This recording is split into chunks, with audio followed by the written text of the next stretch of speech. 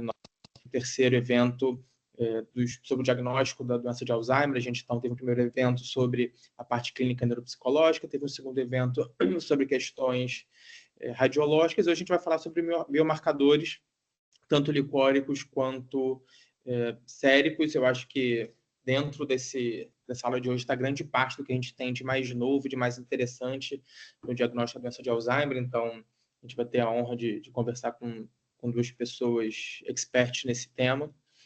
Para não ter mais delongas, vamos começar, então, com nosso convidado, que dispensa apresentações praticamente, né? Acho que todos conhecemos, uma pessoa extremamente generosa e gentil, o Dr. Carlos Otávio Brandão, neurologista e patologista clínico, que é responsável pelo laboratório de licor Neurolife.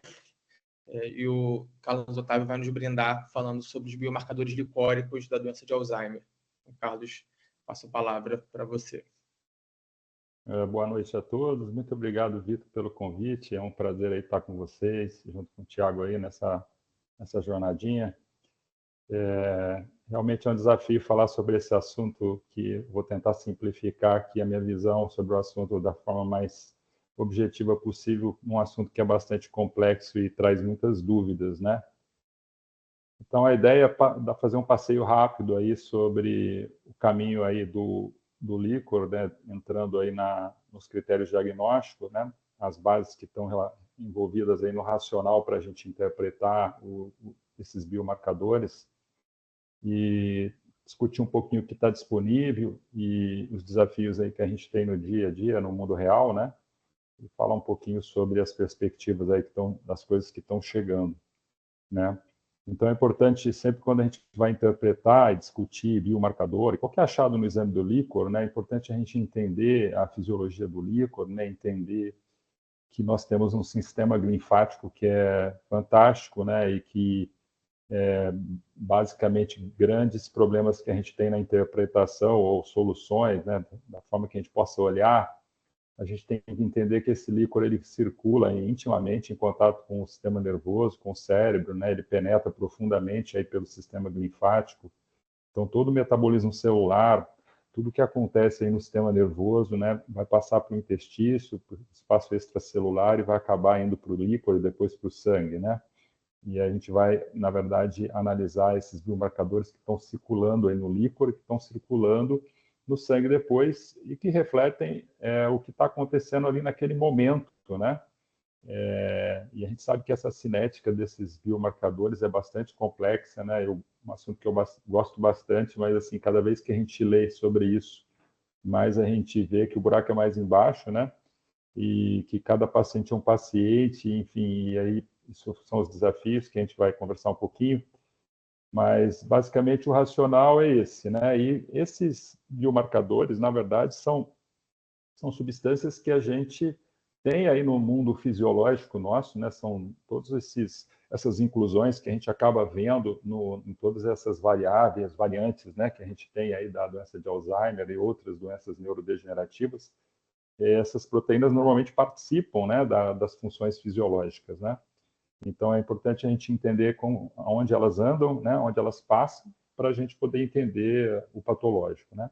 Então, tudo começou aí com esse relato de caso, não vou ficar falando sobre isso, mas, basicamente, o que caracteriza a doença são essas placas e os agregados neurofibrilares, que foram muito bem documentados logo de cara aí pelo Alzheimer, né, em 1906, 1907, né? E isso só foi esclarecido aí com o advento da imunistoquímica, mais ou menos uns 80 anos depois, né? Então, a gente só foi saber que era a proteína amiloide, que fazia parte da placa, né? E a proteína tal, sendo um dos constituintes principais aí desses agregados que acontecem aí nos neurônios, né? E que levam à patologia, passou-se bastante tempo, né? E cada vez mais a gente vê que o contexto inflamatório está envolvido, né? E isso é o que vai mudar provavelmente a visão de tudo ao longo desses próximos anos, né?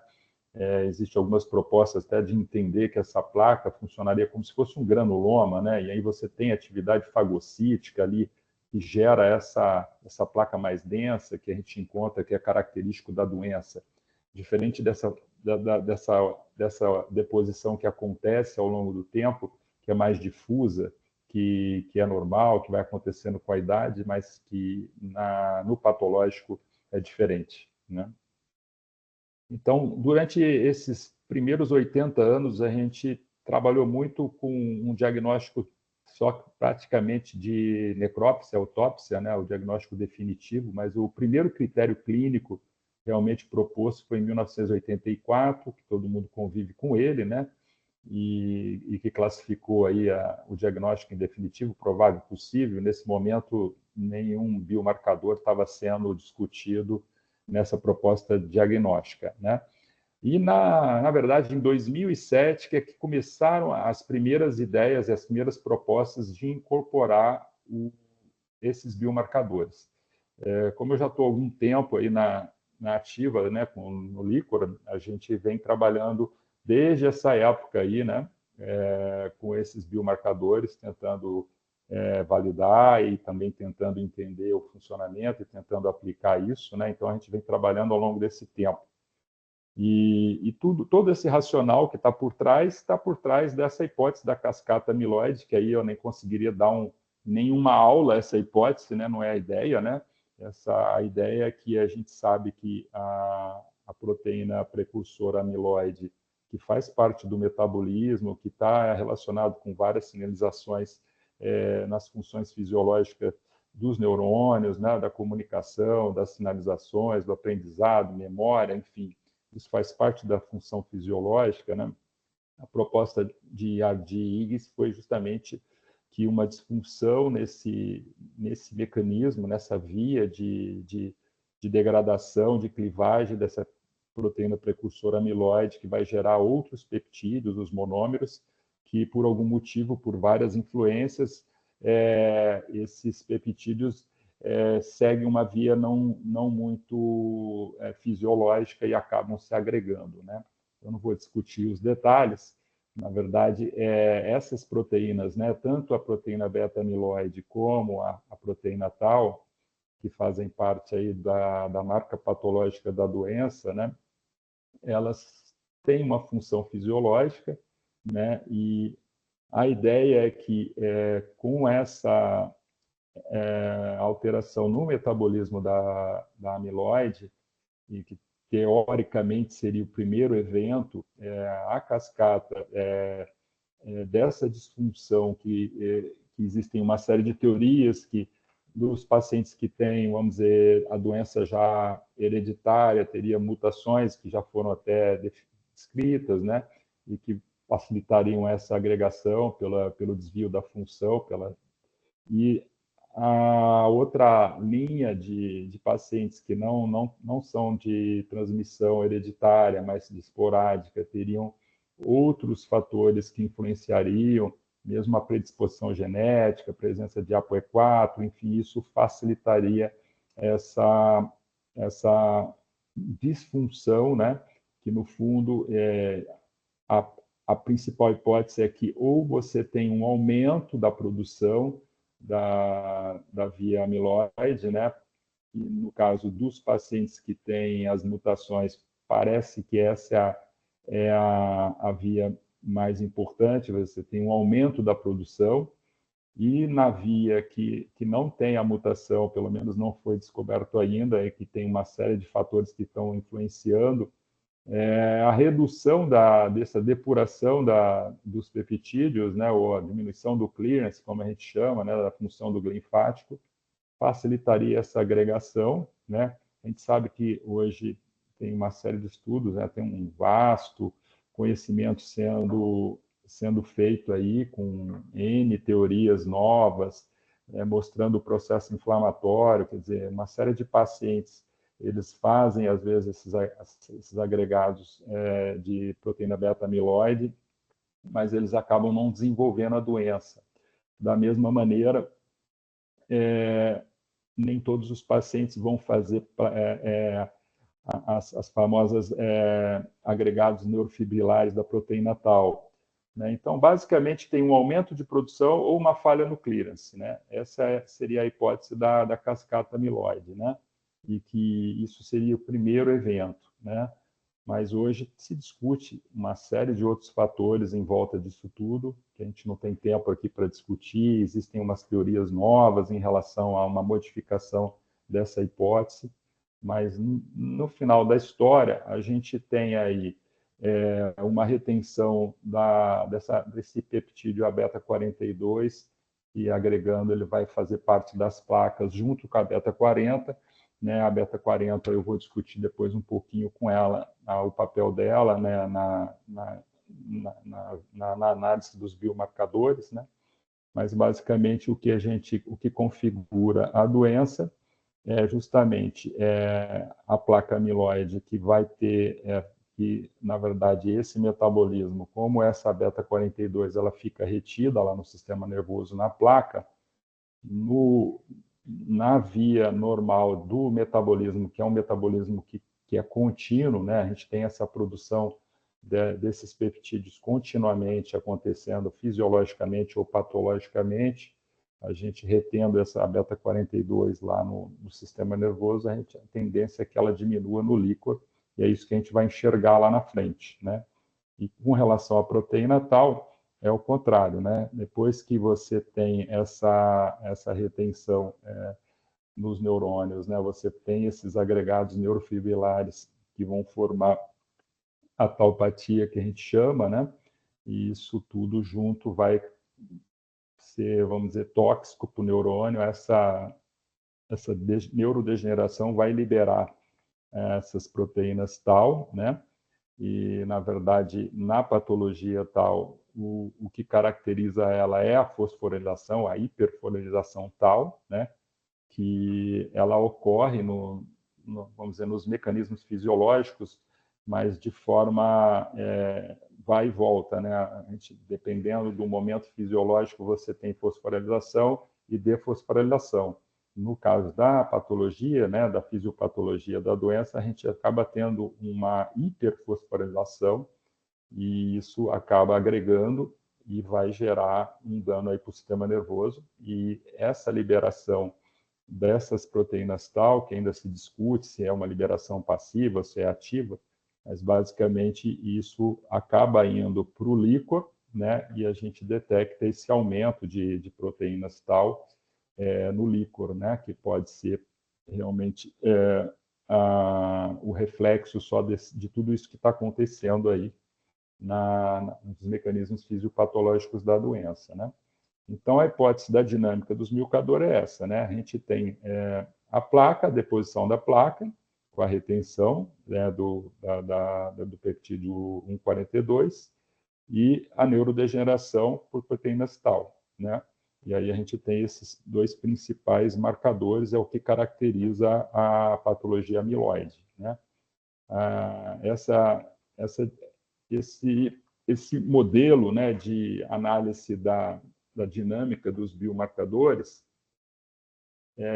foi apresentado por Jack em 2010, e ele mostra aí nesse gráfico que tudo começa primeiro com o acúmulo da beta-amiloide, e junto ou logo na sequência vem o dano neuronal mediado por tal, né?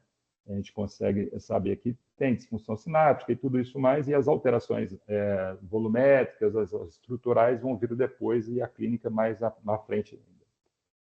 Então, em 2011, foi o primeiro movimento para a inclusão desses biomarcadores, né? E, inclusive, a parte de neuroimagem e a parte de líquor, né? A neuroimagem já foi comentada na aula anterior, né? Isso foi evoluindo, né? Em 2012 tem uma descrição, né, da definição biológica da doença, mostrando que a doença é um contínuo, né? E que isso tudo que a gente estava discutindo começa décadas antes de aparecerem os sintomas, né? E esse é o desafio da ciência, né? A gente conseguir encontrar esses pacientes antes de começarem a ter os sintomas para a gente poder intervir, né?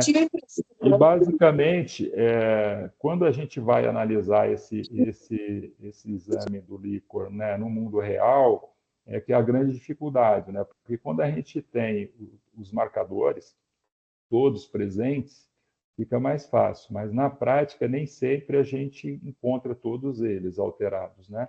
E aí tem aqui então, um exemplo aqui desse trabalho mostrando que quando você tem os 3 marcadores, o valor preditivo para a evolução para Alzheimer é bem alto, né? 94%. Né? Então, o perfil do líquor na doença de Alzheimer seria esse, né? Diminuição da proteína beta-42 e aumento das proteínas p-tau e t-tau. Né? Essa aqui foi a nossa primeira experiência de validação de teste, né? Muito antes de vir os critérios atuais, que eu vou falar rapidinho aí na frente.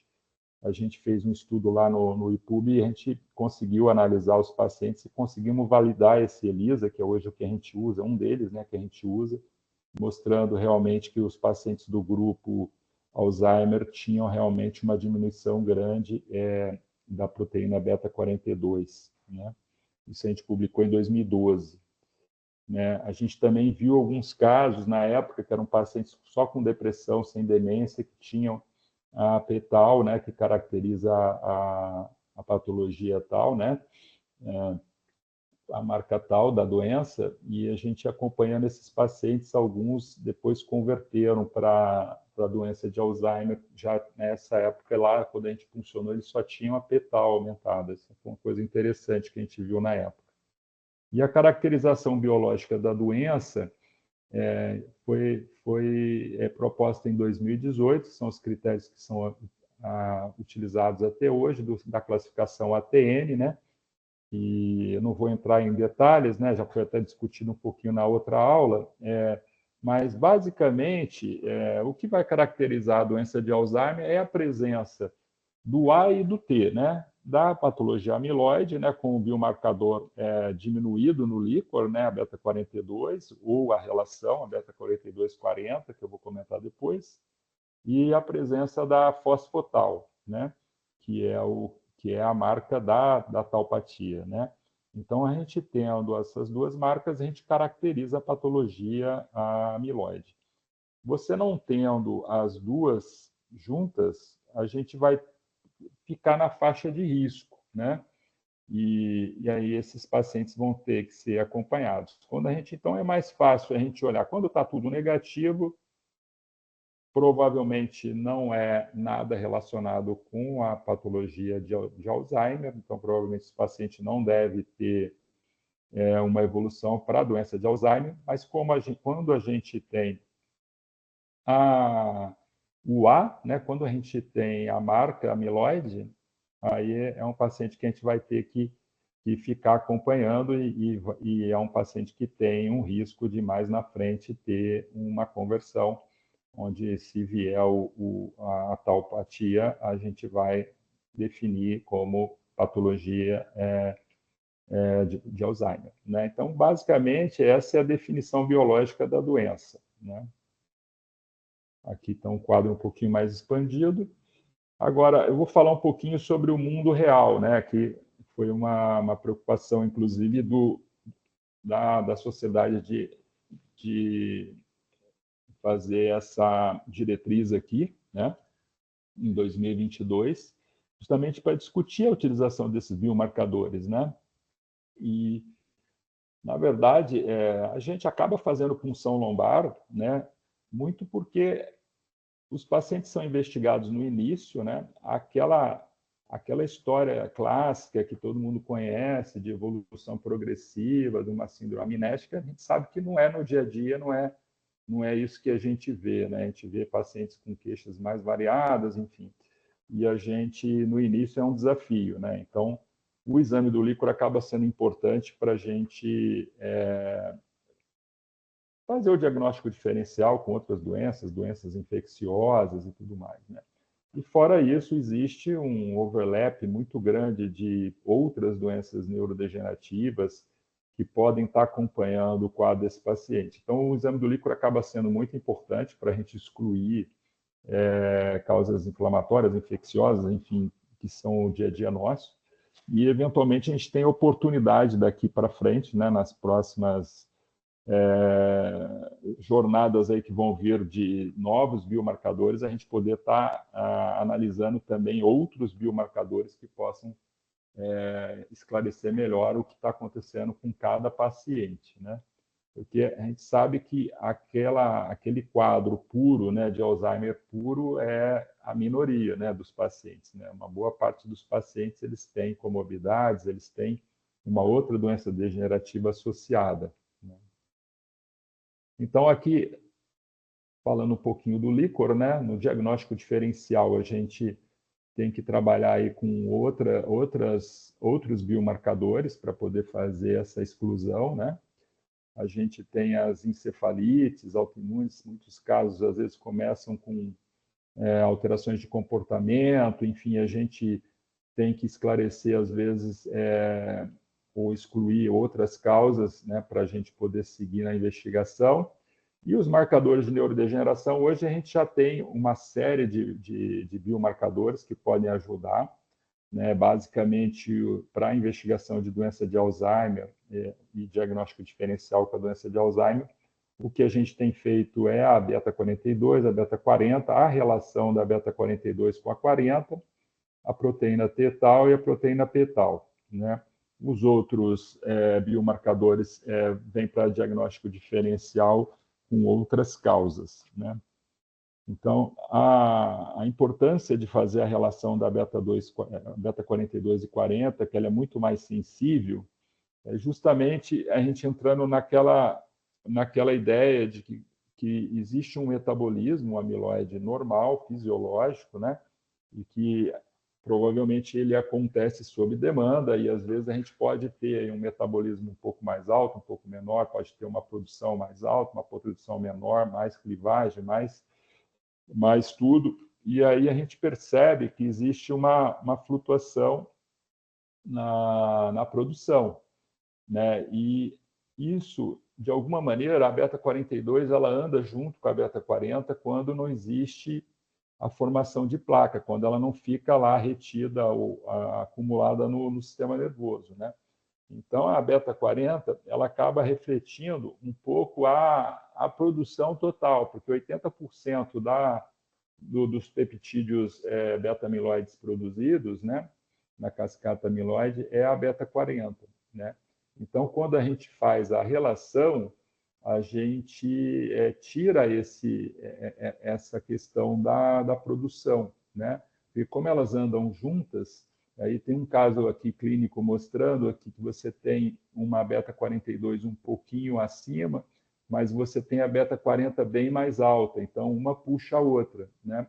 E quando você faz a relação, você tem uma relação já próximo do limite que a gente identifica, ou abaixo do limite que a gente identifica como sendo patológico, né? Provavelmente você está tendo retenção da beta-42 no cérebro e aí por isso a relação está baixa. Então, muitos trabalhos já mostraram que isso é bem mais sensível, né?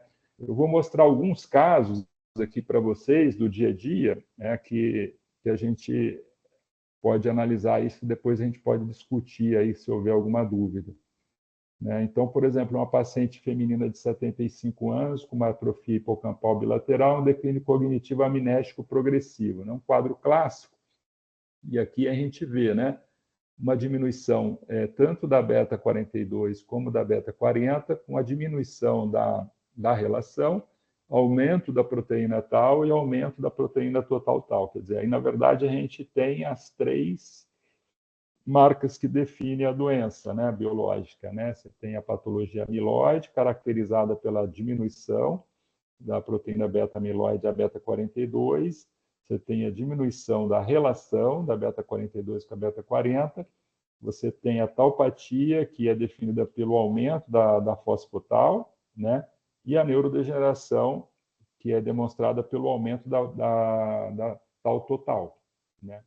É um caso que o exame do líquor, excluindo e com a clínica, tudo favorecendo, ele favorece o diagnóstico de doença de Alzheimer, né? Esse outro caso aqui também é um caso de um paciente um pouco mais jovem, né, também com declínio cognitivo amnésico progressivo, né? Nesse caso específico aqui, a gente teve a chance também de fazer, como está iniciando agora, a dosagem dos neurofilamentos, né? E aqui, da mesma maneira que o paciente anterior, a gente tem redução da proteína beta-amiloide 42, a gente tem diminuição da beta-40 e diminuição também da relação. Então, assim, ele define bem que existe uma patologia amiloide por trás disso, né? Tem uma fosfotal aumentada, né? E tem uma proteína tal também aumentada, mostrando que tem neurodegeneração, e também essa neurodegeneração está sendo demonstrada pelo aumento dos neurofilamentos de cadeia leve, né? O que se discute muito hoje é talvez até a substituição, né, da proteína T total pelos neurofilamentos, que parecem ser mais sensíveis, e parece que eles correlacionam muito mais com o dano neuronal, né, com a gravidade da doença, do que propriamente a proteína tal, que tem mecanismos diferentes de liberação, de acordo com o substrato fisiopatológico que está acontecendo naquele momento, né?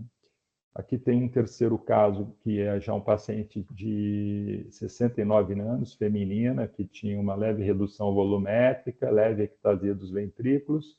Era uma síndrome córtico-basal, com presença de tremores, esquecimento, dificuldade motora, e ainda tinha uma informação de tiroidite de Hashimoto.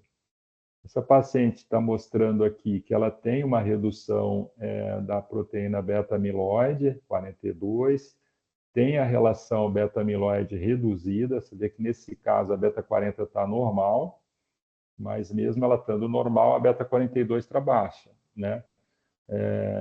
A beta-40 normalmente ela não configura a redução dela ou aumento, ela não indica doença de Alzheimer, né? Porque ela tem uma variabilidade grande, e existe uma série de discussão sobre se ela aumenta, porque em algumas situações ela aumenta no Alzheimer, talvez porque em algumas situações no início da doença você pode ter uma produção maior de amiloide, enfim, como ela reflete a produção, você pode ter uma beta-40 mais alta, né? E isso, ela flutua bastante, a gente no dia a dia vê isso na prática. Mas o mais importante é que a relação está baixa, né? Então mostra e define a patologia amiloide nesse caso. E interessante que tem uma taupatia também, uma fosfotal com 84 e tem neurodegeneração, né? Como essa é uma síndrome que pode ser uma variante da doença de Alzheimer, né? A síndrome córtico-basal. Então, nessa situação, o líquor está apoiando que é uma variante da doença de Alzheimer, né?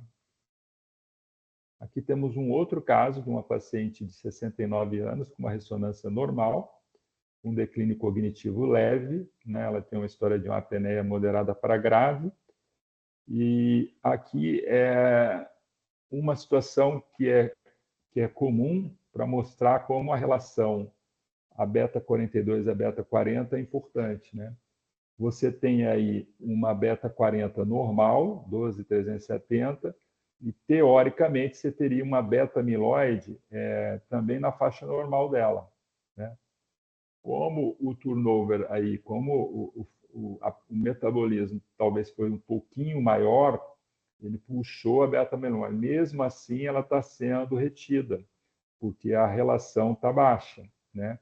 Então, isso é o que define, por isso foi incluído nos critérios diagnósticos a realização da relação beta-42 e beta-40, né? Então, esse caso aqui mostra que essa paciente tem a taupatia, tem a patologia amiloide, também apoia essa paciente está iniciando, aí tem tudo para evoluir para um quadro de doença de Alzheimer mesmo, apesar de ela estar em declínio cognitivo leve ainda. Esse outro caso já é um paciente de 59 anos, mais novo, né, uma demência pré-senil, né, com declínio cognitivo, distúrbio de linguagem, comportamento. E é interessante, né, que vocês veem aí que tem as proteínas beta-amiloide 42 e 40 estão normais, né? Inclusive a relação também está normal. E o que tem aqui é uma taupatia, né? Então, e com uma proteína tal também bastante elevada, né? Então você tem uma neurodegeneração, uma taupatia, mas sem uma patologia amiloide, né? Então esse pode apoiar uma taupatia de debilência frontotemporal, né, pela história clínica, né, e que não está relacionado com a doença de Alzheimer, né? Então, o líquor fala nesse sentido. Aqui mais um casinho, um paciente de 63 anos, com redução do volume dos hipocampos, esquecimento, há 4 anos, com pior atual. Paciente jovem, né? Aí, interrogando uma DA precoce, você tem os biomarcadores bastante alterados, né? Todos eles baixos do ponto de vista de amiloide, né? Taupatia, aumento de tetal e aumento de petal, né? Então, caso também que apoia o diagnóstico. Esse já é um caso bem diferente para mostrar como os biomarcadores são diferentes em outras doenças, né? A doença de Creutzfeldt-Jakob aqui é uma avaliação de RT-Quick, né? Que envolve um grupo de biomarcadores, né? A gente sabe que é uma doença que tem uma neurodegeneração gravíssima e de instalação muito rápida, né? Então, a gente vê os biomarcadores de neurodegeneração muito estourados, né? Então, aqui a gente tem a proteína tal, o limite de detecção do teste nem conseguiu definir o valor, está dando aqui como maior que 20.000, e a proteína 1433 também, que é um biomarcador interessante de neurodegeneração para a doença de Creutzfeldt-Jakob, também bastante estourado. E, além disso, nesse teste do RT-Quick, é feita a pesquisa da proteína priônica, né? Então, você tendo a proteína priônica, né, positiva, junto com essas alterações bastante exuberantes de marcadores de neurodegeneração, configura uma probabilidade de doença priônica bastante alta, né? Ainda mais com essa imagem aí, né? É um caso real. Aqui mostra a importância de você ter algumas preocupações aí em relação à coleta do líquor, né? Se o líquor tiver muito sanguinolento, pode ter problemas, né? Então, essas situações de investigação de casos como esse, a gente tem que tomar muito cuidado com a coleta. Aqui tem mais um casinho de declínio amnésico progressivo, um paciente de 77 anos, e aqui é só para mostrar para vocês como é variável, né? Às vezes a gente pega uma beta-amiloide bastante elevada, né? Isso é descrito na literatura, né? Alguns pacientes com Alzheimer podem ter a beta-amiloide elevada por conta de uma produção alta, né? E você tem lá uma beta-amiloide proporcionalmente, ela está baixa, né? Quando você faz a relação, você tem uma diminuição da relação da beta-42 e beta-40, mostrando que esse paciente provavelmente tem uma patologia amiloide, né? Porém, a petal está normal, né? Então, isso é um daqueles casos do mundo real, né? A gente não tem uma fosfotal aumentada, a gente tem uma tal aumentada, a gente tem uma patologia, aparentemente tem uma deposição amiloide, mas a gente não conseguiu fechar aqui, configurar esse paciente como sendo uma patologia Alzheimer, né? É um paciente que a gente vai ter que acompanhar, né? É o que a gente estava discutindo, né? No dia a dia, nem sempre vem bonitinho, como eu mostrei os casos anteriores, né? E a gente tem que pensar e tentar entender porque nesse momento, né? Pode ser que tenha alguma explicação do momento biológico que esse paciente foi funcionado, né? A questão do metabolismo da tal, né? Enfim, isso aqui é uma discussão que a gente pode ficar aqui horas conversando sobre isso. Esse último caso que eu coloquei é um paciente já de 75 anos, com uma dilatação ventricular supratentorial, com uma história bem clássica de hidrocefalia de pressão normal, de Hacking-Adams, né? Inclusive fez o TAP teste conosco, que o paciente melhorou significativamente na marcha, e quando você olha os biomarcadores, ele tem todos os biomarcadores normais, né? Mas, por algum motivo, esse paciente tem uma beta-amiloide 40 um pouco mais baixa, né? Quando a gente vai para a literatura, existe alguns trabalhos que discutem a questão dos biomarcadores na hidrocefalia de pressão normal, né? E parece que existe um entendimento que, em algumas situações, o clearance do líquor pode estar prejudicado e esses biomarcadores podem estar mais baixos no líquor sem ter um significado patológico, né? no caso da situação da patologia amiloide, né? Então, por isso a importância da relação, né? Quando a gente olha ali a relação está bem normal, e você tem proteína fetal bem normal, proteína fetal bem normal, né? Então, são variáveis que precisam ser apreciadas, né? E indo agora para o que está por vir, né? No ano passado houve uma conferência, né? E nessa conferência lá na Holanda foi discutido e foi proposto algumas inclusões de outros biomarcadores, né? Que estão envolvidos na fisiopatologia da doença de Alzheimer e em outras doenças, né? Porque, como eu estava discutindo com vocês, é importante a gente incluir outros biomarcadores, porque realmente o overlap de patologias é grande, né? E a gente tem que entender isso, até porque a gente está trabalhando para começar a intervir nesses processos, né? E para a gente intervir nesses processos, a gente precisa ter segurança do que realmente está acontecendo do ponto de vista fisiopatológico com esses pacientes, né? Então, a gente já temos alguma experiência aí usando até o sistema ATN, né? Para definir se existe patologia amiloide ou não, se tem taupatia ou não, mas muitas vezes você pode ter outras inclusões junto, né? Pacientes que têm comorbidade, têm outros sintomas, tem parkinsonismo, enfim, a gente pode discutir N possibilidade de inclusões, né? E por isso que aqui nessa proposta, que inclusive vai ser discutida esse ano no Japão, né? Parece que eles vão definir o critério em setembro, para incluir esses biomarcadores, que também estão chegando para a gente, né? A gente ainda não tem eles disponíveis, o GFAP e a alfa-sinucleína, nós estamos tentando internalizar aqui através de parceiros, mas a gente ainda não conseguiu. O neurofilamento já está disponível, e o neurofilamento é bastante sensível e bastante importante para mostrar a neurodegeneração, né? Então, provavelmente ele deve ficar no lugar da Tau, né? Existe uma proposta de inclusão além da p-Tau 181, a inclusão da P217, que parece que ela tem uma sensibilidade até melhor do que a p-Tau 181. Eu não tenho experiência, os trabalhos têm mostrado, e isso vai ter que ser validado aqui também, em todos os ambientes, né? Mas a questão da ativação inflamatória que está na doença, que não são específicos da doença de Alzheimer, mas está presente, né? Então, enfim, é importante a gente, com esses novos biomarcadores, a gente vai agregar mais informação para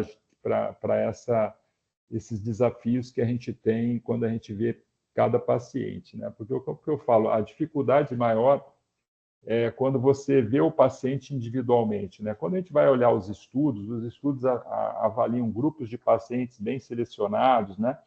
E acaba que você vê nos resultados, nas publicações, uma tendência, né? E isso ajuda bastante a gente trazer isso para a prática clínica, né? Mas quando a gente vai um paciente, como a gente aqui, quem está na bancada vai um a um, e a gente acaba tendo que conviver com todas as dúvidas e tentar entender o que está acontecendo cada paciente, que é o grande desafio, e é o mundo real que eu falo, né? O mundo real não é o mundo que está lá nos papers, né? Nos estudos. E é por isso que a gente está aqui hoje, né? Então, aqui tem uma série de possibilidades de avaliações, que eu não vou me atrever a discutir nada com vocês, mas todo mundo está cansado de estudar várias possibilidades de fisiopatologias, de inclusões de várias outras doenças neurodegenerativas, né? E a gente tem que cair dentro disso tudo para tentar desenvolver os biomarcadores, né? E trazer isso para a prática clínica. Isso foi um avanço, né? Só rapidamente, em relação a metodologias, o Thiago provavelmente vai falar sobre isso, só para comentar, e a perspectiva tem a ver com essas metodologias bem mais sensíveis, né? Essa é uma delas, o CIMOA, tem biometria de massa também, que vai ajudar a gente a fazer dosagens, vamos dizer, conjuntas, né, desses biomarcadores. O menu da Quanterix é bem grande, a gente tem conversado com eles, mas isso ainda não está disponível para uso comercial no Brasil. Já tem alguns equipamentos trabalhando aqui em alguns centros de pesquisa, aqui no Rio, São Paulo, e outros locais, Brasília, tem conversado com as pessoas, a gente tem tentado ver se a gente consegue usar isso, mas infelizmente os marcadores que estão disponíveis estão sendo, principalmente neurofilamento no sangue, eles estão sendo realizados fora do Brasil porque não estão liberados aqui ainda, só para aproveitar e discutir isso. Então, essas perspectivas que eu falei, né? E as minhas considerações finais, depois a gente pode discutir com calma aí depois que o Thiago falar a parte dele. Na verdade, a ideia é que agora a gente não está investigando só os pacientes com demência, a gente está investigando os pacientes ali, oligossintomáticos, né? E essa evolução dos novos critérios vai ser importante, né, para ajudar no diagnóstico diferencial. E vamos torcer para que esses novos biomarcadores que vão avaliar outros mecanismos venham rápido, e porque a gente vai ter um arsenal bem maior aí para a gente tentar fazer o diagnóstico e monitorar os tratamentos que estão por vir. Tá bom? Esse era o meu recado, fico à disposição depois aí para a gente conversar. Muito obrigado. Muito obrigado, Carlos, pela generosidade de sempre, pela masterclass também. Acho que a quantidade de exemplos que você trouxe deu para a gente ter uma ilustração muito, muito ampla, né, de como que o líquor é útil para o diagnóstico. Vocês podem mandar as perguntas, né, tanto para o Carlos Otávio quanto para o Thiago pelo chat. No final, a gente vai ter alguns minutinhos para discussão. Tá? Então, vou passar a palavra para o meu dileto amigo Thiago Teixeira. Thiago, ele é médico neurologista pela FRJ, tem especialização em neurologia cognitiva pela USP. Ele atualmente é médico voluntário do grupo de neurologia cognitiva e comportamental das clínicas da Faculdade de Medicina da USP e é secretário do nosso DC de neurologia cognitiva da ANERJ, além de ser um exímio corredor também. Então, o Thiago vai falar sobre biomarcadores plasmáticos da doença de Alzheimer, então passo a palavra diretamente a ele. Obrigado, Vitor. Vocês conseguem visualizar? Vitor, vocês me ouvem? Perfeito, sem falhas. Certo. Bom, o Vitor já me apresentou, não vou me alongar nisso, então. O tema da minha aula hoje é biomarcadores sanguíneos na doença de Alzheimer, né? É um tema bastante novo e são exames que ainda não estão completamente implementados na prática clínica. Então, meu objetivo aqui é mais trazer o que nós temos de dados atualmente, né, sobre esses biomarcadores e problemas e perspectivas no seu uso aí no futuro, né? Bom, então, para falar sobre esses biomarcadores, é inevitável falar sobre a neuropatologia da doença de Alzheimer, né? Essa figura aqui mostra neurônios normais, né? Os principais componentes da patologia Alzheimer, né? Que são os emaranhados neurofibrilares, que são intraneuronais, né? Emaranhados de proteína tau fosforilada, né? E as placas amiloides, ou placas senis, que se acumulam no meio extracelular, né? Que são emaranhados que são formados de proteína beta-amiloide, né? Fora isso, outro marcador patológico da doença de Alzheimer é a neurodegeneração, né? Principalmente da atrofia cortical e hipocampal, né? Cortical do córtex de associação, parietal e temporal. Esses componentes aí principais, né, da doença de Alzheimer são que compõem o sistema ATN, né, que o Carlos já falou, não vou me alongar nisso, né.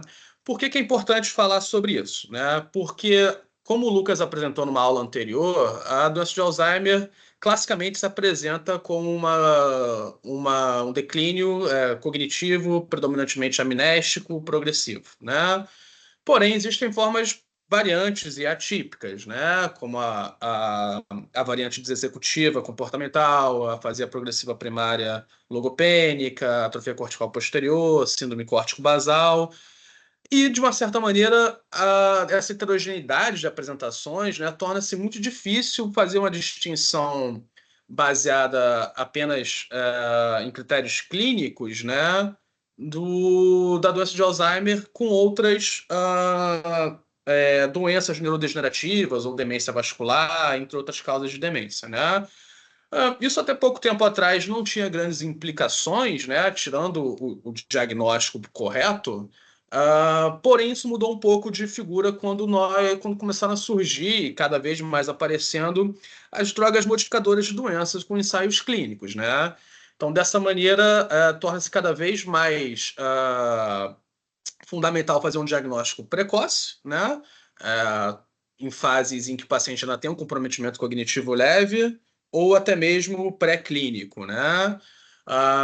E isso é feito através dos biomarcadores da doença, né? Principalmente amiloide e tal. Então, muitos desses trials, né, desses ensaios clínicos para essas drogas, têm como critério de seleção ter esses biomarcadores positivos, né? E qual é o panorama que nós temos desses biomarcadores hoje em dia, né? No líquor e no PET? Bom, existe uma série de questões que impedem o uso dele assim, em larga escala, né, em uso populacional. A baixa disponibilidade, né, são exames invasivos, né, o líquor por conta da punção lobar, né, e o PET não deixa de ser invasivo também porque necessita de uma punção venosa, de uma infusão contínua, né. Alguns deles têm contraindicações, né? A punção lobar, a estenose do canal medular, o uso de anticoagulante. O PET tem muitos pacientes que não conseguem ficar parados na máquina, né? Às vezes é difícil fazer isso no paciente idoso. E são exames que ainda têm um alto custo, né? Principalmente porque a maior parte dos convênios de saúde hoje em dia não cobrem esses exames, né? E a outra questão importante também é que em alguns países esses exames só podem ser solicitados por especialistas, né? Em geriatras, psiquiatras ou neurologistas, que não é o caso aqui do Brasil, mas que também é um fator na hora de pedir esses exames, né? Bom, então, de um tempo para cá surgiram os biomarcadores sanguíneos, né? Qual é assim, inicialmente, né, era muito difícil você conseguir fazer a detecção desses marcadores no sangue, né, plasmáticos ou séricos, por conta de baixas concentrações, né? Porém, né, mais atualmente, né, com o surgimento de novos métodos, espectrometria de massa, ensaios imunoenzimáticos, a gente consegue detectar frações muito pequenas desses biomarcadores, né? O que torna possível a gente fazer uma dosagem mais eficaz, né? Esses biomarcadores sanguíneos profissionais precisam ter sincronicidade com os biomarcadores no líquor e do PET, né? Vantagens dele é que eles podem ser usados em larga escala, né? Então eles podem ser usados na vida real, em populações reais, né? E não em populações de clínicas de memórias e de ensaios clínicos, né? Que muitas vezes não são representativas do que nós observamos na vida real. Nós podemos detectar ele em fases precoces, então talvez possamos usar futuramente como um rastreio, que a gente vai discutir isso também. Permite maior acessibilidade ao tratamento com drogas modificadoras de doença e o acesso de forma mais importante, mais precoce, né, a essas drogas, que parece ser a fase que elas talvez funcionem melhor, né? E também isso pode fazer com que elas sejam implementadas na saúde primária, né, na saúde básica, sem ter que necessariamente passar por um especialista em memória. Bom, vamos falar aqui agora um pouquinho sobre os dados que nós temos sobre cada um desses biomarcadores plasmáticos, né? Começando pelos os biomarcadores amiloides, né? São parecidos com o do líquor, nós temos a proteína beta-amiloide 40, 42, e de forma mais importante, como o Carlos já explicou, porque corrige essa variação entre produção e clearance do amiloide, né, que é a razão 4240, né? Então, aqui trouxe alguns gráficos, alguns estudos que mostram como que esses biomarcadores se comportam em populações comparados com outros métodos também, né? Aqui nós temos, nesse gráfico, a razão 42, beta 4240, né? Em pacientes que são amiloides negativos, isso determinado ou pelo líquor ou por PET, e amiloides positivos. E nós vemos que existe realmente um nível mais baixo, né, dessa razão em pacientes que foram amiloides positivos por outros métodos, com uma alta sensibilidade com cutoff de 0,12. Né? E aqui nós observamos também a relação entre como se comporta essa medida plasmática em relação ao líquor, nesse primeiro gráfico aqui da direita, e ao PIB. E há uma importante correlação entre esses dois, né? Eles parecem aumentar proporcionalmente, né? Quanto menor essa razão no plasma, também é menor no líquor, e quanto menor essa razão no plasma, maior parece ser o PET amiloide positivo, com cintiloides mais positivos, né?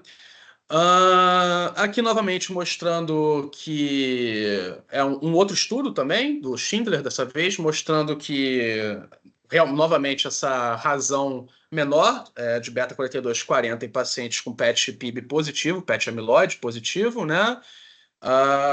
Com uma curva ROC mostrando uma grande acurácia para valores menores que 0,12 e uma correlação também com o PET amiloide. Quanto mais centiloides, que é uma medida do PET de positividade, né? Quanto mais centiloides, mais amiloide teria no PET, por exemplo. Então nós observamos que quanto menor essa razão, maior a proporção de maior aumento de centiloides, né?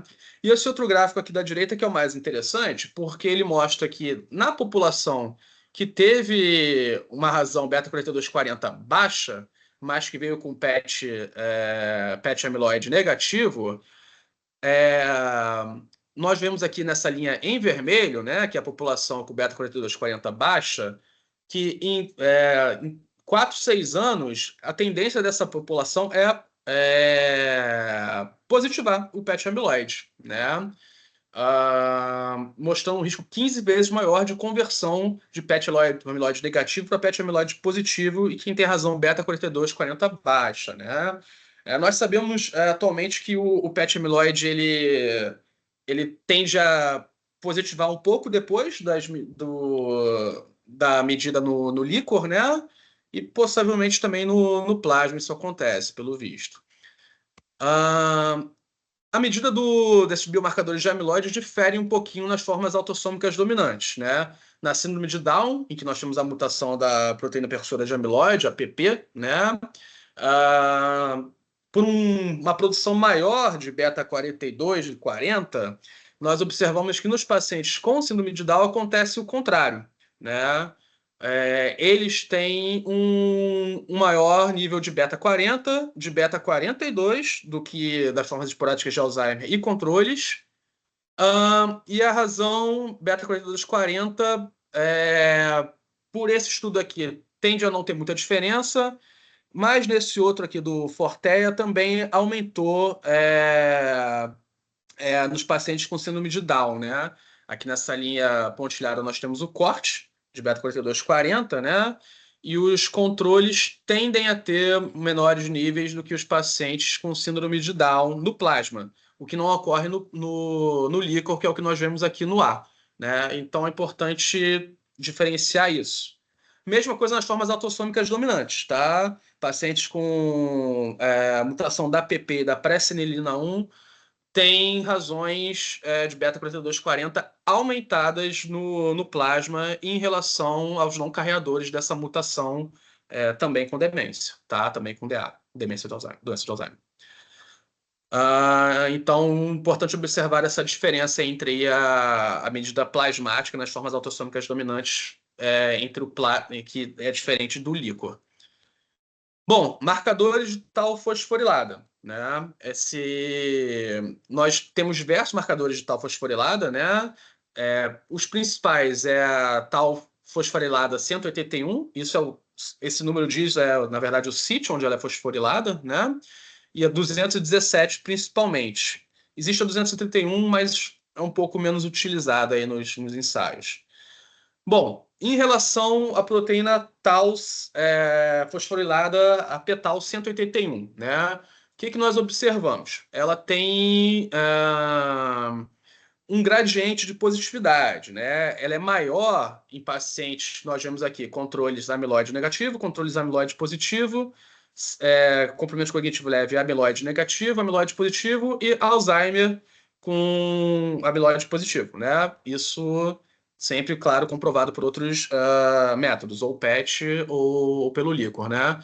E nós observamos que nas formas clínicas, né, CCL e doença de Alzheimer, há um aumento da proteína tal fosforilada 181. O mesmo, a gente não observa essa diferença, pelo menos do plasma, em relação a tal total, tá?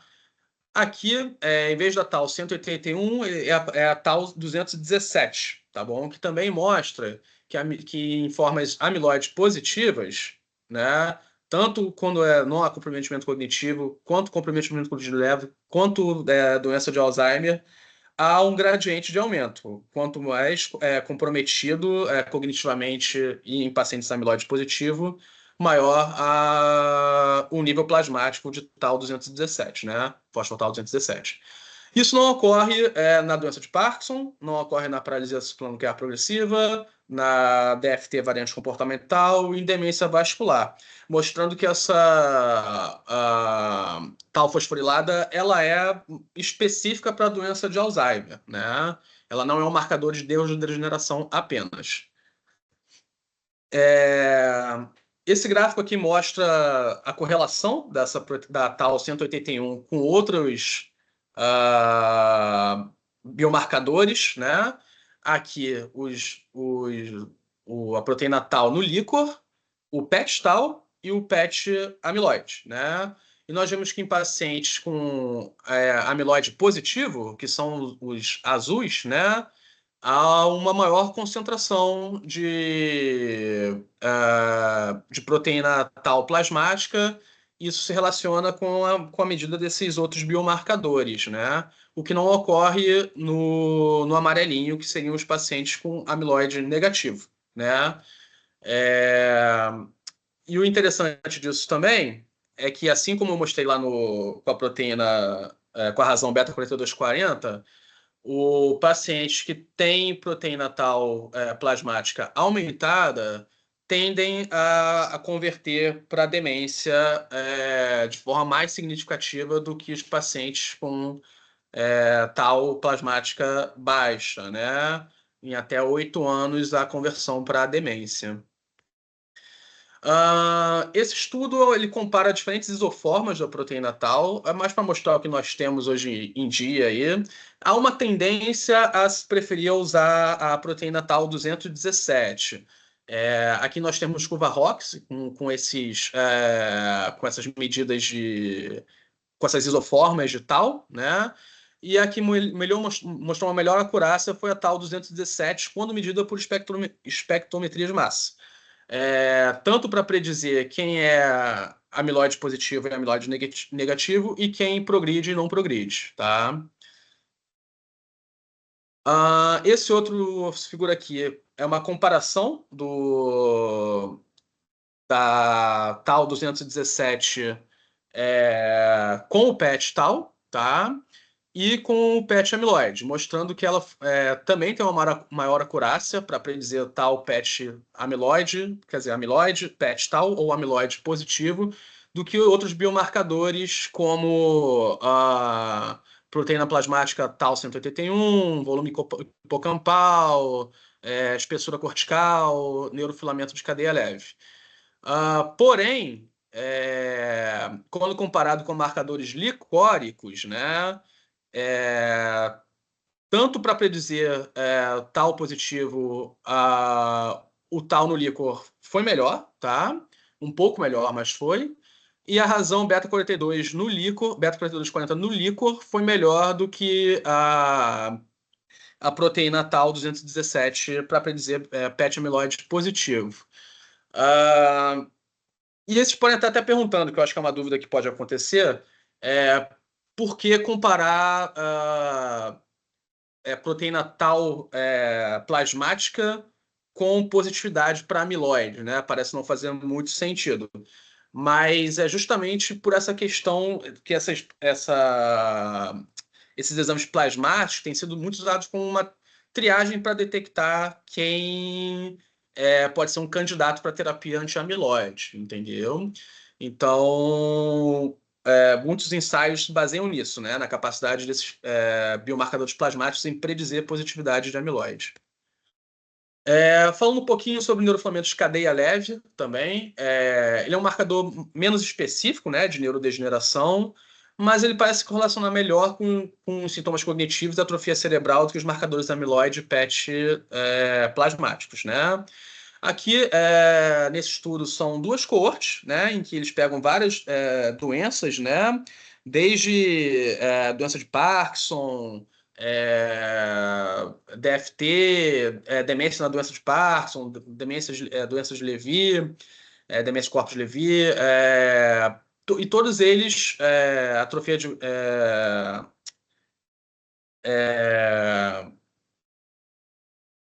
Desculpa, todos eles parecem ter realmente um aumento do neurofilamento, né? Tanto para doenças neurodegenerativas com parkinsonismo, quanto sem parkinsonismo, quanto demência vascular, também há um pequeno aumento, né? Então parece ser um marcador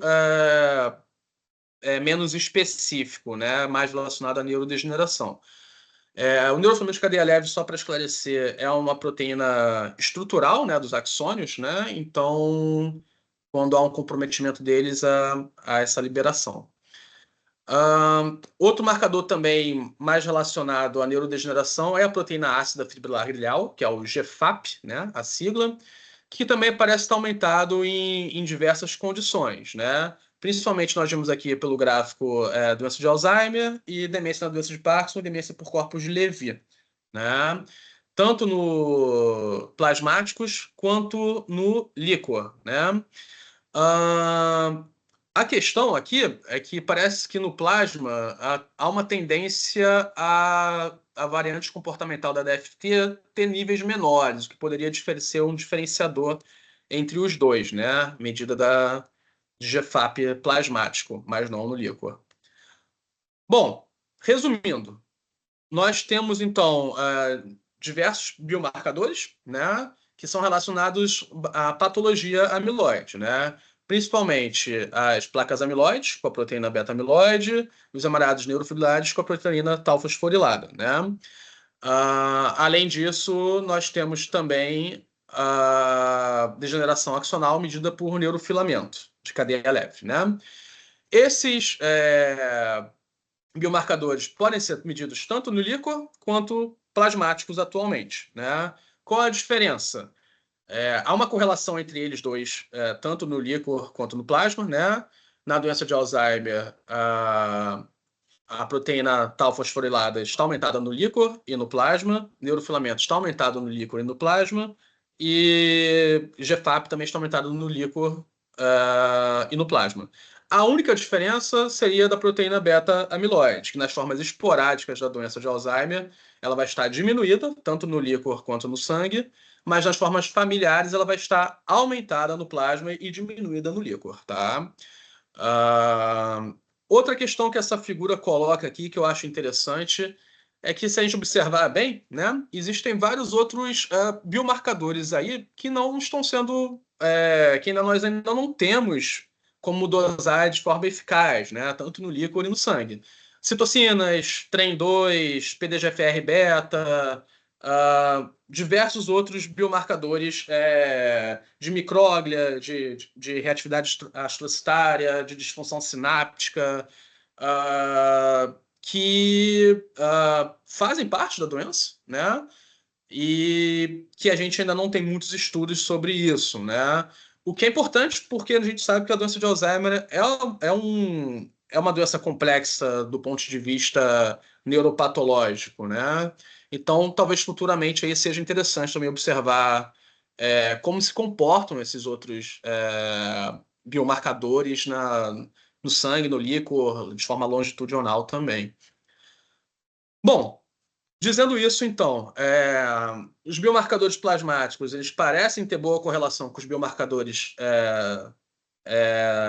no líquor e através de PET, né? Eles parecem predizer bem a evolução da doença. Então, ótimo, né? Parece ser muito interessante usar eles, né? Porém, né, a gente precisa falar um pouquinho dos problemas ainda que a gente precisa e as implicações que nós temos em relação à implementação desses exames, né?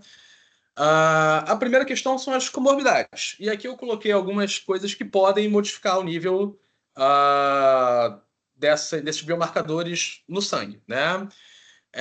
A doença renal crônica, né? Em muitos estudos mostrou que tem uma tendência a ter um aumento plasmático de beta-amiloide 42, 40 e da razão 42, 40, tá?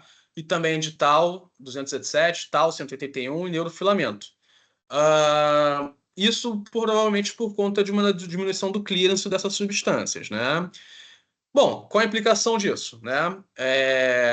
Um paciente com uma doença renal crônica, se fizer uma dosagem de beta-42 ou de beta-40, pode vir um falso negativo numa dosagem plasmática, porque vai estar falsamente aumentada, né? Ou se a gente medir a tal, pode vir um falso positivo, no caso, né? Uma forma de atenuar isso é justamente usar razões, né?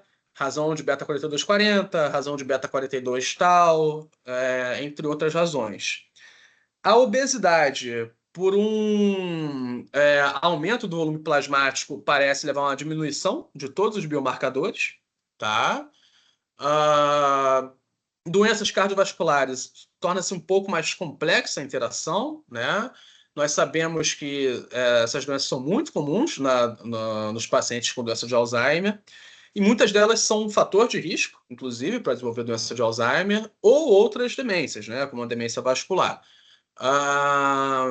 De forma mais importante, né? Esse remédio específico, sacubitril valsartana, parece ter levado a um aumento de beta-42-40 e uma diminuição de beta-42 e de beta-40 isoladamente no plasma. Tá?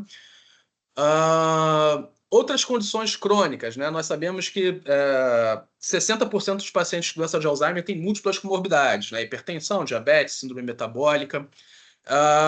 Ainda não foi muito estudado a nível populacional como isso pode afetar essa dosagem plasmática. Tá? Outra questão, o sexo biológico, né? Parece que homens tendem a ter um maior nível de fosfotal 217 e 181, né? Mas não parece ser o suficiente para a gente criar dois cutoffs diferentes, né? Para homem e para mulher. Apesar disso, há alguns estudos que mostram que para o mesmo nível plasmático de tau 217 e tau 181, parece que as mulheres são mais afetadas cognitivamente do que os homens. Outra questão também importante, diferenças raciais e étnicas, né? Vale lembrar que esses estudos foram realizados, a grande parte deles, nos Estados Unidos, na Europa, com uma população predominantemente branca, não hispânica, né? Então, com baixa porcentagem de negros, né? E nós temos alguns dados já que sabemos que a doença de Alzheimer ela impacta de forma diferente essas populações, né? Negros e hispânicos parecem ter a tendência a ter uma doença mais precoce, né? Ter uma menor concentração de fosfotal para uma mesma gravidade de doença. Hispânicos e asiáticos tendem a ter uma menor prevalência de PET amiloide positivo. A ApoE4, né? Em negros parece ter um menor efeito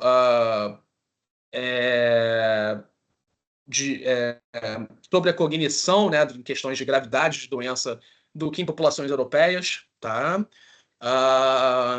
Então, através desses estudos, né, feitos nessa população não muito diversa, fica um pouco difícil generalizar uma população de vida real, né?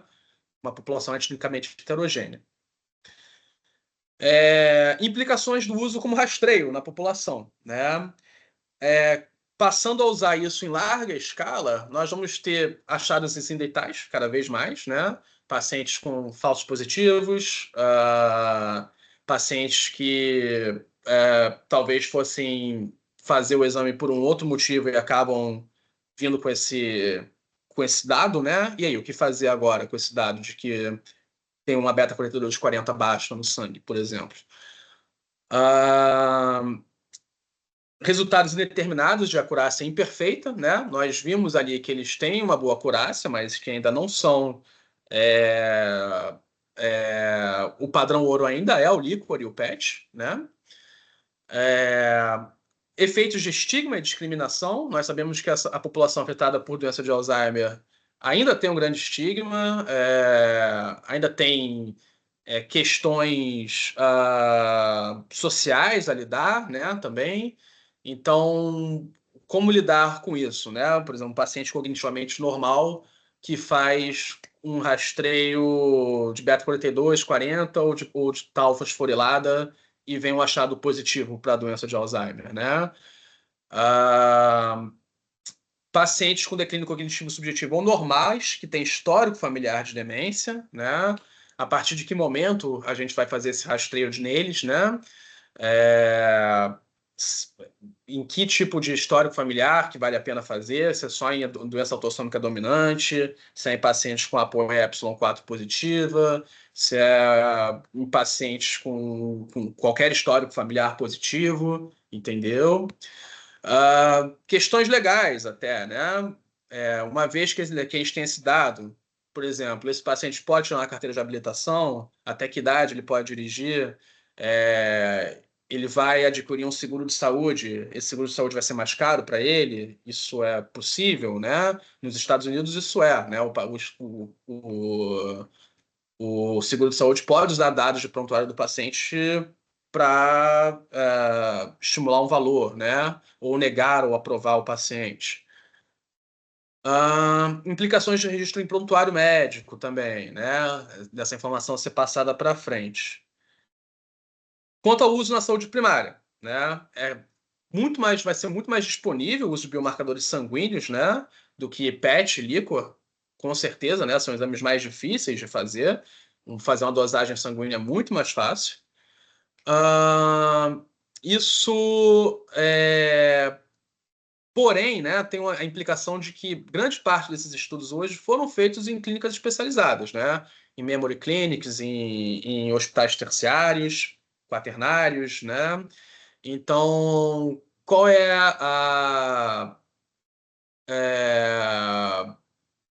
como isso pode ser usado na saúde primária, né? Essa população é representativa também da saúde primária. Já falei isso, a maioria dos estudos em população caucasiana, mais saudável, jovem, com maior poder aquisitivo do que no mundo real. Outra questão da saúde primária, o tempo com o paciente, né? Nós sabemos que na saúde básica o médico tem poucos minutos, né, para dar uma orientação para o paciente, para fazer um exame físico, pedir um exame, né? E esses biomarcadores sendo usados em larga escala, vai ser necessário haver uma conversa tanto antes da dosagem quanto após o resultado para orientar o paciente por que aquele teste foi feito, qual o objetivo com aquele teste, quais as implicações daí para frente. E outra questão também são as condições de coleta da amostra, né? Temperatura, tempo de transporte, tempo para ser analisado o exame. Isso tudo ainda não foi muito bem estudado. E outra questão também é que, uma vez usando esses testes plasmáticos, né, muitas vezes é necessário consultar um especialista para fazer uma confirmação diagnóstica, porque ou vai ter um invalor, vai ser indeterminado, ou vai ter um quadro clínico que difere da análise plasmática, né? Então, isso vai aumentar a demanda por especialistas, né? O acesso à infraestrutura, né, de exames mais complexos, como líquor, como PET. Tem questões de custo e reembolso também, né? O plano de saúde vai cobrir esses exames, vai reembolsar, o SUS vai cobrir o exame, entendeu? Tudo isso vai levar a um aumento de tempo também, né? De consultas com especialistas e de consulta de acesso a exames, né? E a outra questão também, considerando tudo isso, né, dependendo da maneira como isso for implementado, vai aumentar também essa disparidade, né, do acesso à saúde, né? Quem vai ter esse acesso a esses exames, né, vai ser quem vai conseguir pagar. Isso vai aumentar a diferença, com certeza, né? Vai aumentar a desigualdade, né, no acesso à saúde, né? Acho que é uma questão complexa também que precisa ser discutida. Outra questão que são necessárias também se perguntar, né, quando pedir esses testes, né? O paciente quer saber o resultado, o que ele vai fazer a partir desse dado, né? Uma vez que nós ainda não temos totalmente implementados as drogas modificadoras de doença, né? Ele consegue arcar com os custos dos exames? Se o exame vier positivo, ele consegue arcar com os custos de prosseguir a investigação do exame? E se ele consegue, será que ele tem alguma contraindicação para fazer esses outros exames posteriores, né? Ele tem uma contraindicação para fazer a droga modificadora de doença? Tudo isso tem que ser pensado nessa implementação, né? Outras questões. Resultados negativos, plasmáticos, né? Ok, o paciente não tem doença de Alzheimer, mas ele pode ter outra doença neurodegenerativa, né? E nós ainda não temos biomarcadores nem plasmáticos, nem no líquor, nem em PET disponíveis amplamente, clinicamente, para detecção de outras doenças neurodegenerativas, né? Então, o fato dele ter um biomarcador plasmático negativo, né, ainda não impede dele ter uma doença neurodegenerativa intratável, né? Então, acho que isso é algo que tem que ser abordado com o paciente, até para diminuir a expectativa dele em relação à realização do exame, né? E outra questão são os resultados positivos, né? Será que a doença de Alzheimer é realmente a melhor explicação para os sintomas desse paciente? Nós sabemos que a patologia Alzheimer, né, o acúmulo de amiloide, principalmente, começa a acontecer décadas antes da manifestação clínica, né, 18 a 20 anos antes. Então, e em pacientes mais idosos, né, a tendência é ter uma amiloidose cerebral muitas vezes assintomática, né? E esse marcador vai vir positivo. 30% dos pacientes acima de 70 anos e 40% acima dos 80 anos tem amiloidose cerebral, né? E vai ter biomarcador positivo. E pode não ter a doença. Então, por exemplo, o biomarcador veio positivo. E esse paciente abriu o quadro com alucinação visual e parkinsonismo. Será que a doença de Alzheimer é a melhor explicação para o quadro desse paciente? Será que esse paciente é elegível para tratar com lecanemab, enfim, ou outra droga modificadora de doença que vai ser desenvolvida? São questões que tem que se colocar, né? As vantagens do uso precoce das drogas modificadoras de doença, desvantagens essas que eu falei, né? Principalmente nos indivíduos cognitivamente normais ou com DCS que tem patologia amiloide em torno de 70, 80 anos de idade e pode ter um exame falso positivo. Bom, aqui é uma figurinha interessante que eu encontrei que bota onde nós estamos atualmente, né, nesses biomarcadores plasmáticos, né? A fase 1 são estudos exploratórios pré-clínicos, né? Fase 2, ensaios clínicos de desenvolvimento e validação. A fase 3, estudos retrospectivos e longitudinais, né? Nós estamos na maior parte entre a fase 2 e essa fase 3, né? Fase 4 requer estudos prospectivos, estudos de performance na população geral. Fase 5, implementação clínica, né? E impacto nos desfechos, né? Então, nós vemos aqui que, por exemplo, do ponto de vista de definir critérios para um teste positivo, por exemplo, um limiar, né? Todos eles aqui ainda estão um pouco sombrios de qual é realmente esse limiar, né? Então, nem se fala ainda de desenvolver, então, estudos de performance diagnóstica, estudos de valor preditivo, estudos de custo-efetividade, estudos de custo a nível de saúde pública, por exemplo. Então, nós ainda estamos assim bem longe aí de implementar de forma ampla esses biomarcadores plasmáticos, né? Recomendações da Alzheimer Association de 2022, né? Que foi a última que eu consegui encontrar. Usar principalmente como rastreio indivíduos com possível patologia DA, né? Principalmente para inclusão em ensaios clínicos, tá? E de preferência com confirmação através de PET ou líquor. Uso dele em estudos longitudinais, biomarcadores. Não recomendo o uso como desfecho primário em ensaios clínicos cruciais. Por exemplo, testar uma droga nova e usar como desfecho primário a diminuição de proteína tal plasmática ou aumento de beta-42/40 plasmático, né? Ele fala que pode se usar em clínicas de memória, clínicas especializadas, centros mais avançados, né? Mas de forma cautelosa e de preferência com confirmação através de outros métodos, e que são necessários mais dados para o seu uso como na atenção primária.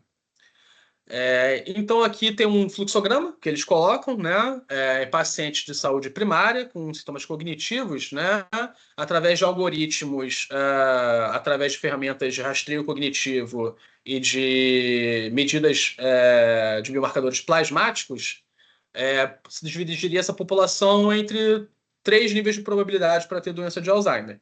Baixa probabilidade, esses pacientes não precisa se preocupar, serão liberados ou seguirão em acompanhamento para ver a evolução. Média probabilidade, esses pacientes seriam encaminhados para um centro especializado, uma memory clinic, e alta probabilidade poderia ser futuramente, né,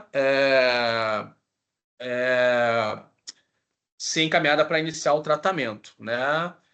Seja o tratamento atual ou um candidato para um ensaio clínico, uma droga modificadora de doença.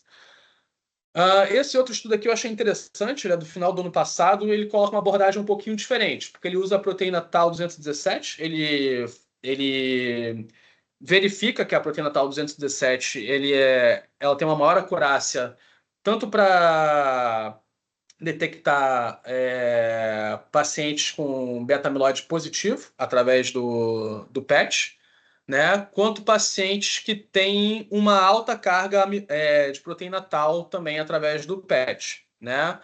Por que isso é interessante? Porque os pacientes que são candidatos atualmente a drogas modificadoras de doença, em sua grande maioria, obrigatoriamente tem que ter um PET amiloide positivo ou um amiloide no líquor positivo, né?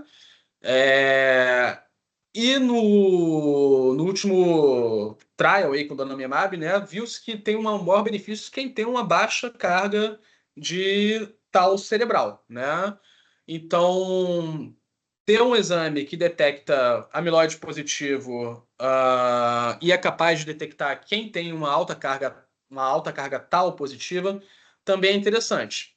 Então, ele usa dois cutoffs, né? Um mínimo e um máximo. E quem fica entre esses dois valores fica como indeterminado. Só esses pacientes com valores como indeterminado que serão submetidos a realizar exames de PET ou de líquor para realmente verificar a positividade de amiloide, né? Só isso conseguiu reduzir, acho que se eu não me engano, em 86% a quantidade de pacientes que fazem PET amiloide, né? E também identificando quem tinha uma alta carga de Tau através do plasma, né, com altos níveis de proteína Tau 217, e admitindo uma razão de falsos negativos de 10%, eles conseguiram reduzir a realização de PET Tau em 56,9% e reduzir os custos em 70%. Então, isso é muito interessante para os próximos trials, aí, ensaios clínicos de drogas modificadoras de doença, né? Então, ele propõe esse outro fluxograma, né? Atualmente, nós temos, para a seleção desses pacientes em ensaios clínicos para drogas modificadoras de doença, né? Eles têm que ter positividade amiloide, ou pelo PET ou pelo líquor, né? E a partir daí eles realizam um PET tal também, se o PET amiloide for positivo, né? E eles são selecionados para terapia anti-amiloide, se for PET amiloide positivo, e de preferência com PET tal de baixa intermediária carga tal. Nesse novo fluxograma, né, através desse novo método aí com 2 cutoffs, só realizaria o PET amiloide ou o líquor quem estivesse nessa zona intermediária de detecção e, sendo positivo, né, seria encaminhado para a terapia amiloide. E usando também essa dosagem de tal 217, selecionaria-se quem tem baixa ou carga alta, baixa, intermediária ou alta carga de tal, de forma a ser distribuído no estudo, né? De preferência usando-se a droga em quem tem baixa carga tal, que parece responder melhor, né? Bom, gente, é mais ou menos isso que eu queria falar com vocês, né? Muita coisa, ainda é muita coisa experimental, muito dado de pesquisa ainda, então qualquer dúvida aí eu estou à disposição.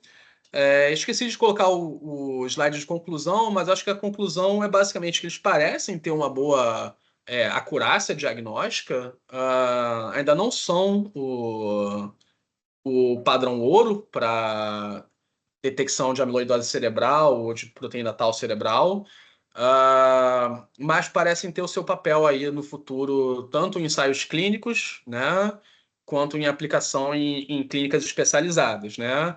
A nível de população geral, acho que ainda nós estamos um pouquinho longe disso daí, mas talvez no futuro intermediário, nas próximas décadas, talvez ele possa começar a ser aplicado para esse uso também. E como rastreio populacional, aí começam a entrar questões éticas e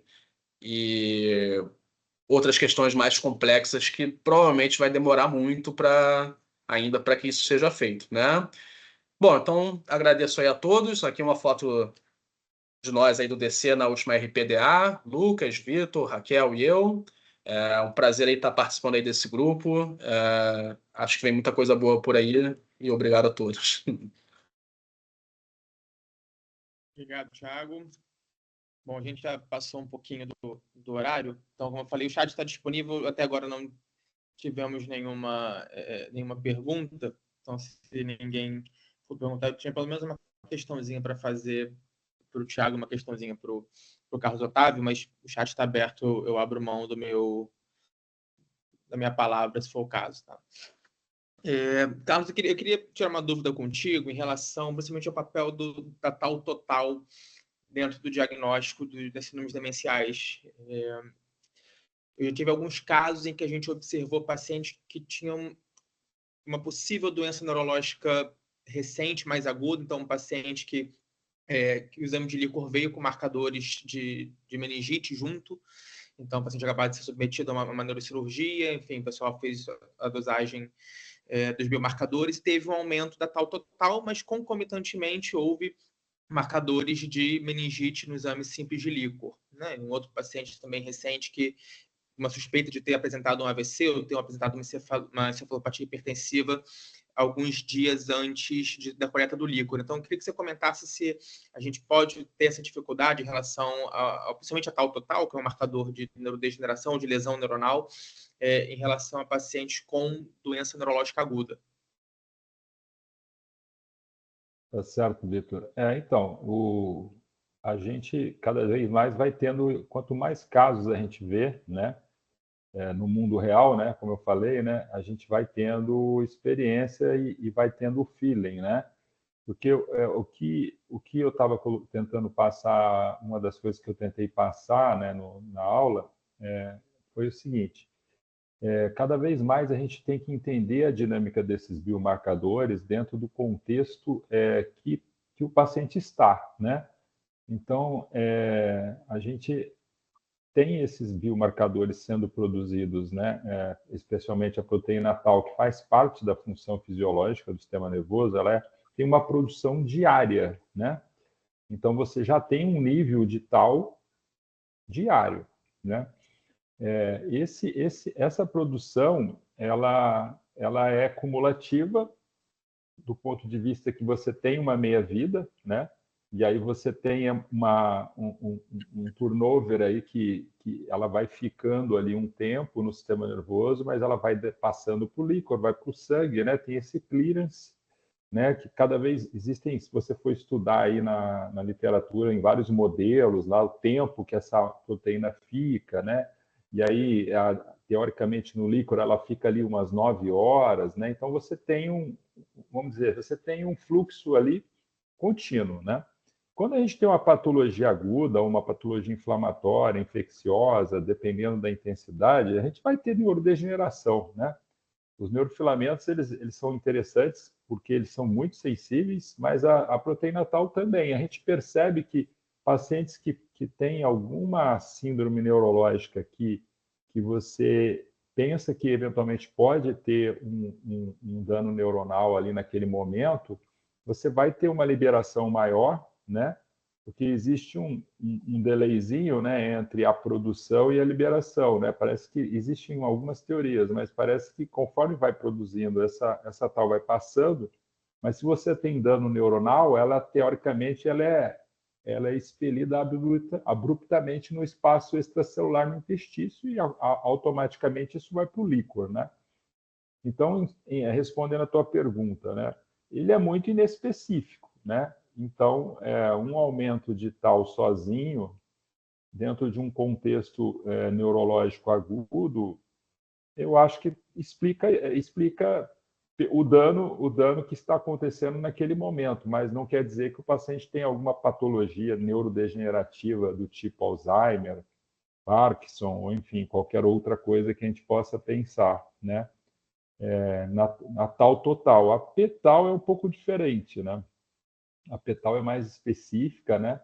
Ela não acontece assim nessas síndromes agudas, né? Então, por isso é importante, né, você fazer o trio, né? O trio ajuda muito a gente a raciocinar, né? E daqui a pouco a gente vai ter, além do trio, vamos ter outros, né?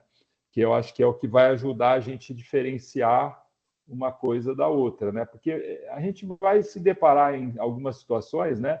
É um paciente que tem uma patologia de Alzheimer que teve uma outra situação, teve uma isquemia, teve um acidente vascular, né? Ele tem doença vascular, então isso acaba contaminando, né?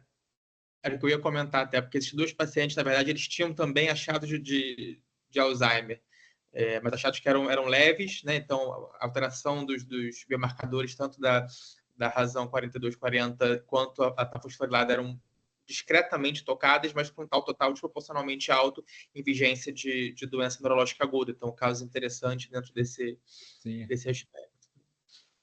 Obrigado, Carlos. Bom, Tiago, queria também, enfim, só uma última pergunta para a gente fechar também.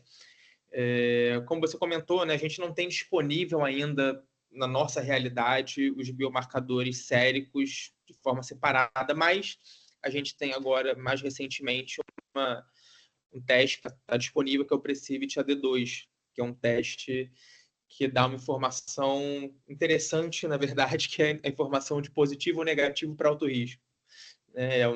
Dá uma informação dicotômica entre se o paciente tem um alto risco ou não tem um alto risco, avaliando tanto a questão amiloide quanto a questão de tau. Eu queria saber se você pode comentar um pouco sobre esse teste, se você acha que ele tem valor, porque é o teste sério que está disponível para a gente hoje na nossa realidade. Bom, vamos lá. Eu ainda não pedi, na verdade, mas assim, eu acho que tem que levar em consideração todas essas questões que foram colocadas, né? Qual é a população que está sendo estudada, qual é a idade desse paciente, né? Nós sabemos que acima dos 70 anos é muito comum ter um marcador amiloide falso positivo, né? Quais são as comorbidades desse paciente? Eu acho que é um pouco, talvez, precoce, assim, por assim dizer, utilizar talvez essa informação, né? Ainda está sendo discutido, por exemplo, limiares, ainda está sendo discutido se vai ser usado um único limiar ou 2 limiares, né? Um limiar mais baixo que afasta completamente a possibilidade de doença de Alzheimer e um limiar mais alto que dá um diagnóstico com maior acurácia, por assim dizer, e uma faixa intermediária, por exemplo, que teria que ser necessário fazer algum outro exame, né? Eu acho que são questões ainda que precisam ser verificadas aí nos estudos. Acho que talvez seja interessante para os pacientes mais jovens, em que há uma dúvida diagnóstica, né? Principalmente entre 2 doenças neurodegenerativas, né? Acho que talvez, considerando esse tipo de paciente, talvez seja mais aplicável também no contexto dele ter alguma contraindicação ou se recusar a fazer um líquor ou um PET, por exemplo, que seriam exames com um valor mais atualmente Né? mais padronizados e com maior acurácia, né? Eu, pessoalmente, me incomodo um pouquinho com o conceito do resultado dicotômico, positivo e negativo para alto risco. Eu também. Eu acho que o 2 cutoffs eu acho mais razoável. Eu acho que um dos grandes objetivos nossos, do nosso grupo, né, Tiago, quando a gente organizou essa série de eventos, é justamente a gente explicar como essas... A gente tem muitas ferramentas agora e a gente está aprendendo a usar essas ferramentas, a gente tem que tomar muito cuidado em como usar, como interpretar. Então, uma preocupação que eu tenho com os testes Desculpa, tá falhando, Vitor. Deu uma falhada. Tá falhando? Deu uma falhada. Eu comentava que a minha preocupação é que a democratização, entre muitas aspas, com os testes séricos, pode fazer esses testes serem mal avaliados. Eu acho que a gente tem que ter um pouquinho de cuidado em relação a quem vai pedir, quem vai interpretar esse tipo de teste. Então, por isso que um resultado dicotômico também me preocupa um pouquinho em relação a resultados como o líquor e como o PET, que a gente consegue interpretar. Como a gente tem a capacidade de quantificação, eles dão para a gente uma capacidade melhor de interpretação, de mais nuances. E eu acho que o diagnóstico de Alzheimer está se tornando um diagnóstico que exige muita nuance, não é um diagnóstico tão fácil como ele era antigamente.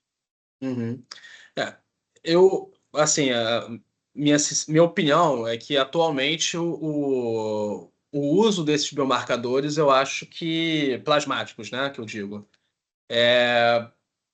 eu acho que o grande uso deles atualmente é rastreio de pacientes que são candidatos a participar de um ensaio clínico. Justo. Bom, agradeço a vocês, agradeço principalmente ao Carlos Otávio e ao Thiago, agradeço também ao pessoal que ficou até agora e ao pessoal que desistiu antes também pela participação, por comparecer. A gente, então, volta na próxima quarta-feira, dia 3, com os nossos 2 últimos eventos, que eu vou falar, a Raquel também vai falar, a gente vai falar sobre alguns casos clínicos e sobre os desafios de aplicar esses novos critérios diagnósticos também. A gente está aberto também, depois, fora da aula, a dúvidas, a discussões, tanto seja pelo WhatsApp, por e-mail, enfim, estamos abertos sempre. Tá? Então, boa noite a todos, bom descanso e Boa até a noite. próxima. Prazer estar com vocês aí. Obrigado aí. Um abraço. Tchau, tchau. Um abraço. Parabéns.